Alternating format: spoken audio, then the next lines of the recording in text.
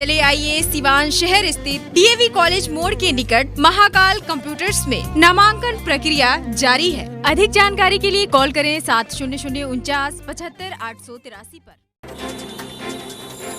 नमस्कार, इस वक्त की बड़ी खबर आ रही है बिहार के सिवान जिले से, जहां पर नगर थाना इलाके में रामराज मोड़ आता है और वहां पर टीओपी थाना है। टीओपी थाने के ठीक सामने अपराधियों के इतने मन बढ़ गए कि उसने कोचिंग में वहां पर जो है कि फायरिंग कर दी। और आपको बताते चले कि जो कॉमर्स एकेडमी है जो कि एसके सिंह के द्वारा चलाया जाता है, उसमें ओवरब्रिज के ठीक ऊपर यानी कि टीओपी जो थाना बना हुआ है उस थाने के ऊपर से फायरिंग कर दी गई।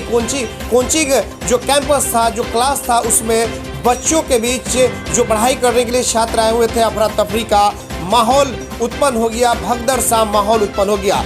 बताते चले कि यह वाकया सुबह 7 बजे से चल रही है और एक झोंक 7 और 7:30 के बीच में घटना घटी।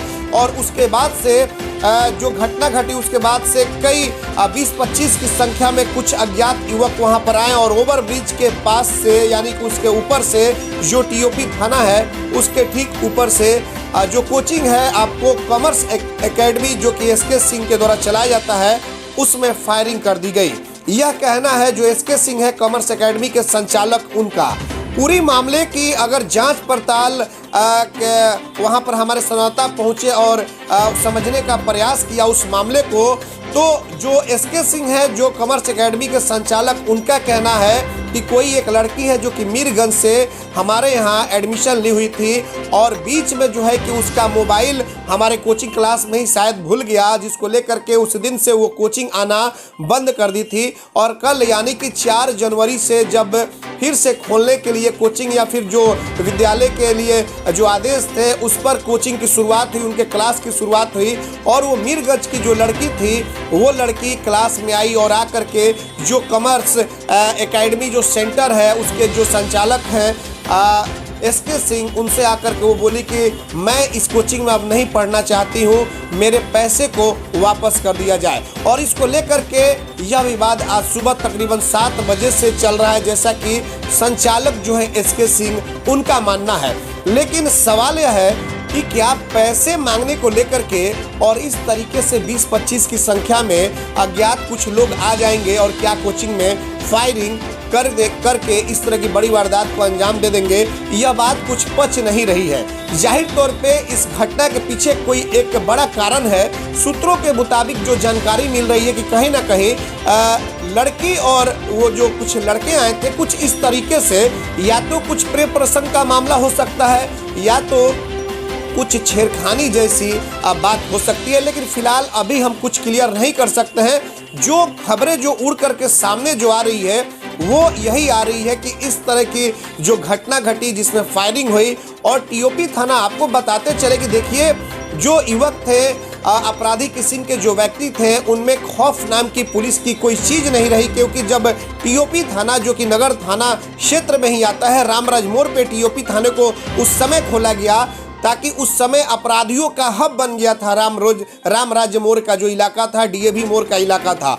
कई लोगों की हत्याएं वहां पर हुई, चाहे श्रीकांत भारती की हत्या हो, चाहे राजदेव रंजन पत्रकार की हत्या हो, चाहे चंदा बाबू के लड़के राजीव रोशन की हत्या हो, तमाम कुछ ऐसी हत्याएं हुई। लाल बाबू जो थे, लाल बाबू की हत्या हुई, तो कई लोगों की हत्या हुई। उसके बाद से उस समय नवीन चंद्र झा सिवान के एसपी हुआ करते थे और उनके द्वारा टीओपी थाने को वहां पे खोला गया ताकि अपराध और अपराधियों पर लगाम लगाया जा सके। और आज जिस तरीके से कुछ मंचलों के द्वारा पुलिस का खौफ उनमें नहीं देखा गया और उस तरीके से वो ऊपर चढ़ करके टीओपी थाने के ठीक ऊपर जो ओवरब्रिज है उस पर चढ़ करके और टीओपी थाने के ठीक सामने जो कोचिंग है science academy, commerce academy, sorry माफ कीजिएगा, और कॉमर्स एकेडमी में फायरिंग करना शुरू कर दिए। हालांकि किसी के हताहत होने की सूचना नहीं है, लेकिन माजरा क्या है, फायरिंग तो हुई है, ये तो संचालक जो है एसके सिंह वो भी मान रहे हैं।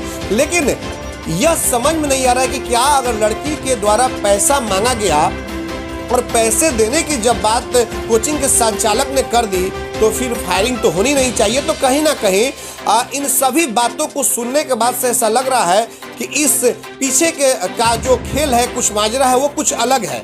तो सूत्र हमारे बता रहे हैं कि कुछ प्रेम प्रसंग से जुड़ा मामला हो सकता है और जिसको लेकर के इस तरह के बड़ी वारदात को युवकों के द्वारा अंजाम दिया गया है। कौन युवक है, क्या है, यह तो कोचिंग के संचालक ही बता पाएंगे, या फिर वो लड़की, जब वो लड़की से, उस लड़की से पूछताछ होगी, जब सिवान की पुलिस करेगी तो ही पता चल सकेगा कि आखिरकार कौन लोग थे जिनके द्वारा कोचिंग में इस तरह की बड़ी वारदात को अंजाम दिया गया, फायरिंग की गई। अगर किसी की जान चली जाती तो इसका जिम्मेवार कौन होता। हालांकि इस घटना के बाद से जो टीओपी थाना है वो तो वहाँ पे नज़दीक में ही है, सामने ही है।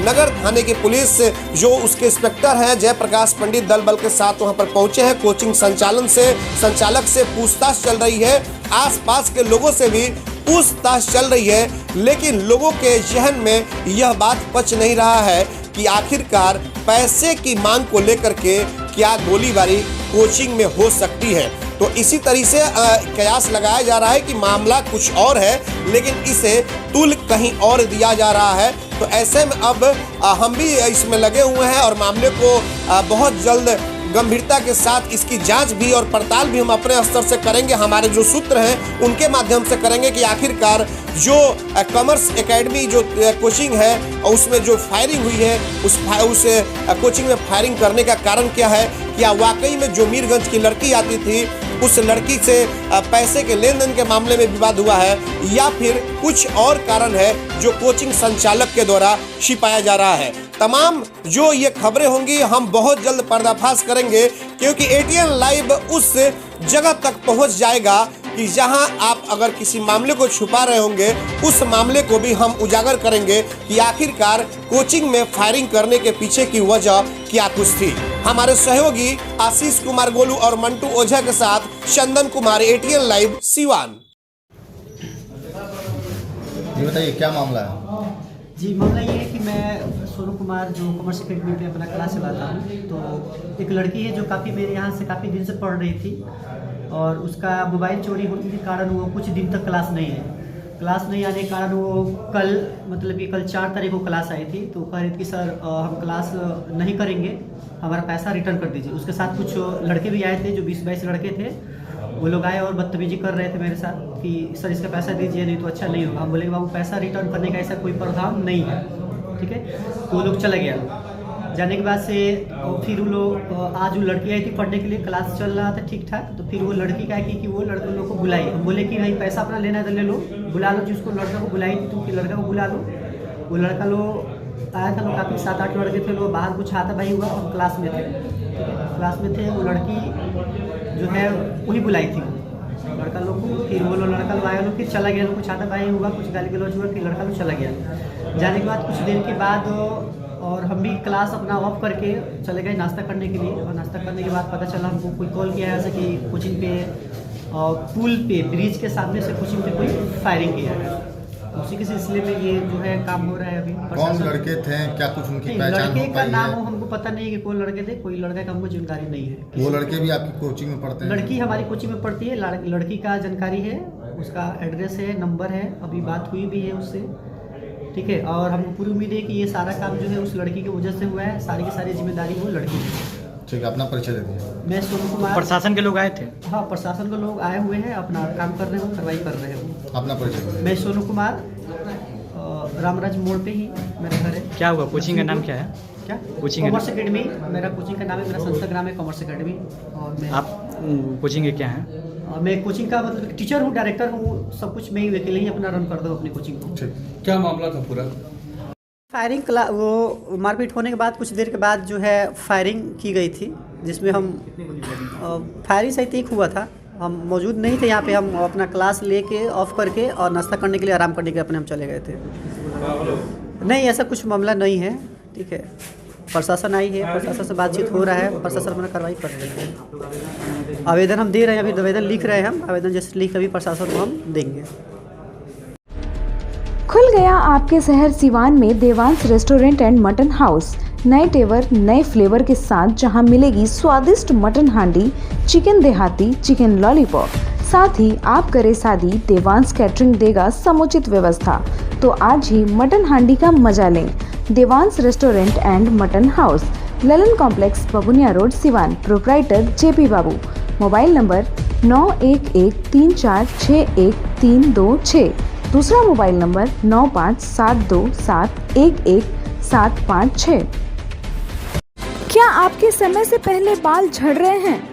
तो शादी विवाह में भी हो रही होगी परेशानी, लेकिन अब आप चिंता छोड़िए, क्योंकि अब आपके शहर सिवान में ही बाल लगाने वाले आ गए। हेयर फिक्सिंग नियाज, जहां सिर्फ 2 घंटे में वीक द्वारा बाल लगवाया जाता है। याद रहे, hair fixing Niyaz, 2nd floor, Vishwakarma market, Chhapra road, Dubey ji petrol pump के सामने, सिवान। झड़े हुए बालों पर वीक द्वारा हेयर फिक्सिंग नियाज लगाएंगे बाल, जिससे आप दिखने लगेंगे स्मार्ट। कॉल करें 9917866636 और 8789216171 पर। आभूषण की दुनिया में एक विश्वसनीय नाम, न्यू भारतीय अलंकार ज्वेलर्स, हॉलमार्क जेवर के विक्रेता, सुनार टोली चौक, शांति वट वृक्ष के ठीक सामने, सिवान।